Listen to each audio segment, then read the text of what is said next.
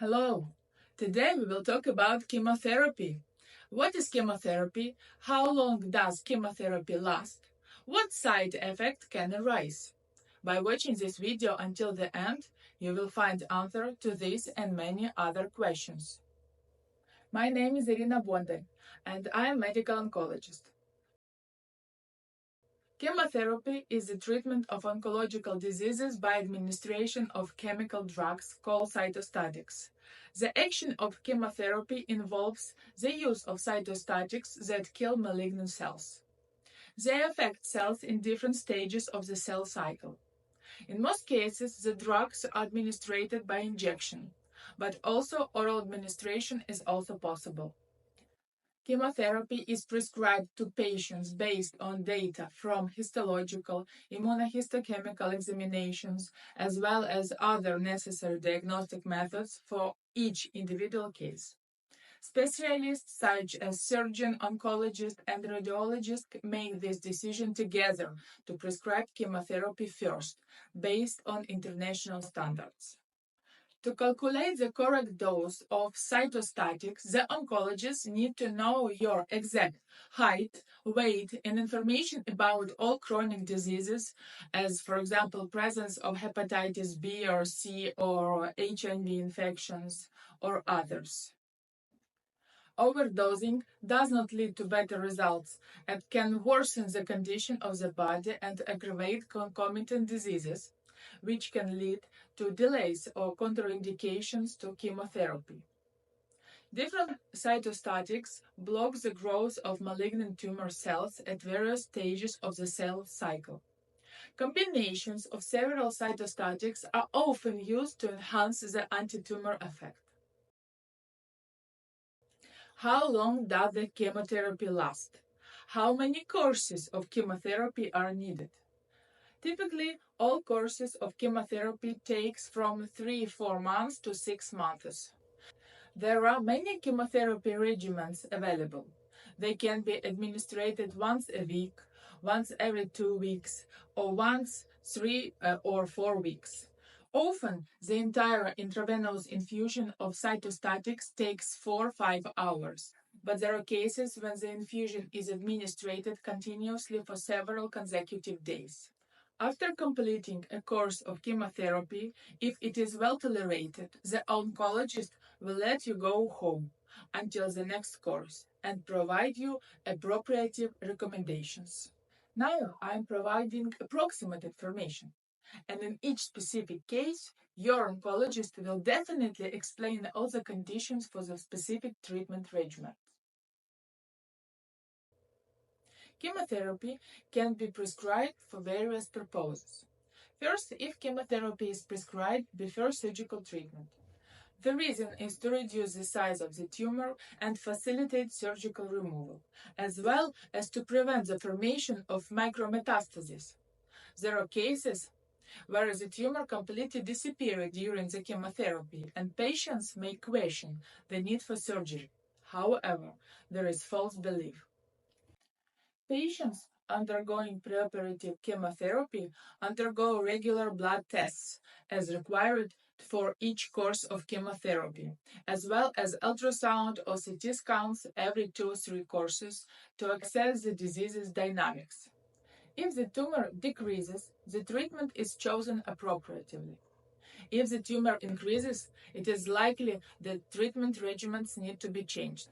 So, even if tumor is not visible on imaging after completing all planned courses of chemotherapeutical regimens, patient must still undergo surgical treatment. Depending on the good response to chemotherapy and the reducing or disappearance of the tumor on images, the surgeon may perform a less radical operation or potentially only removing a part of the organ. However, postponing or excluding surgery is unacceptable, as the tumor may return with even greater force if the next stage of treatment is not performed on time. That is why, in my practice, I always discuss the treatment path with my patients before starting the treatment. We always emphasize that chemotherapy is performed during the preoperative stage, and the surgery will inevitably follow after completing the courses of chemotherapy. The next case when we need to use chemotherapy is after surgical treatment. Chemotherapy is mainly performed for preventive purposes, especially if lymph node metastases are detected. The reason is to prevent and destroy micrometastases that may have spread in the body. The last situation when chemotherapy is prescribed is for palliative purposes.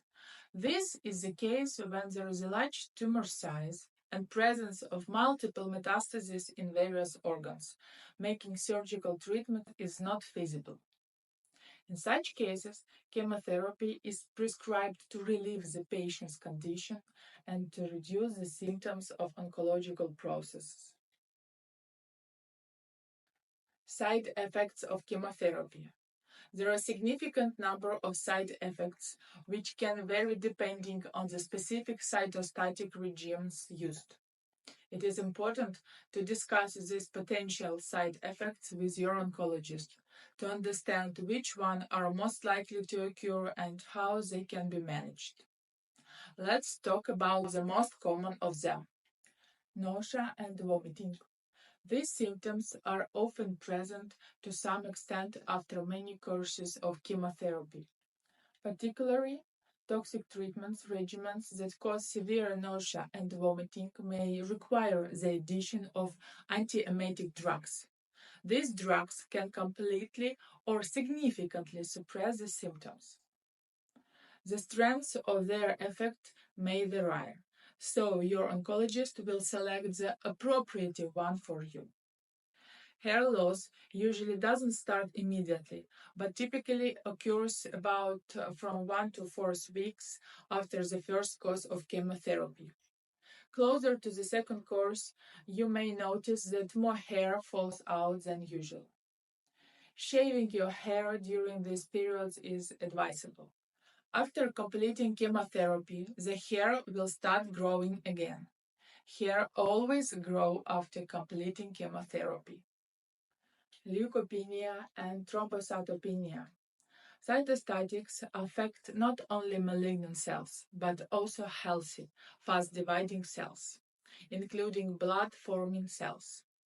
This can lead to decreased level of white blood cells and thrombocytes, resulting in low immunity, increased risk in infections, and potential bleeding problems. Indirect signs of these conditions may include a rise in temperature, stomatitis, and pronounced weakness. It is important to monitor blood count and, if necessary, prescribe specific drugs to support blood cells formation.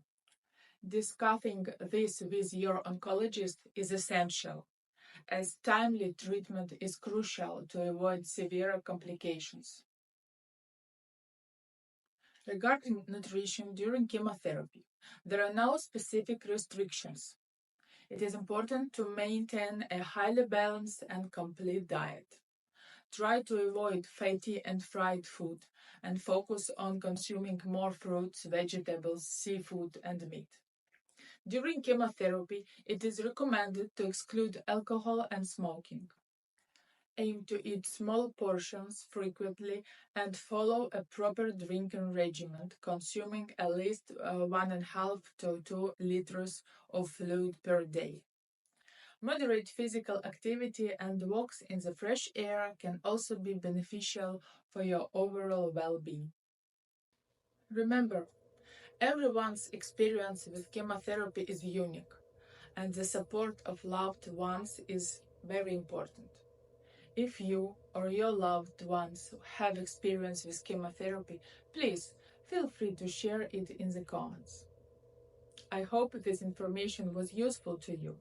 Subscribe to my channel if you want to find more useful information. Take care and see you in the next video.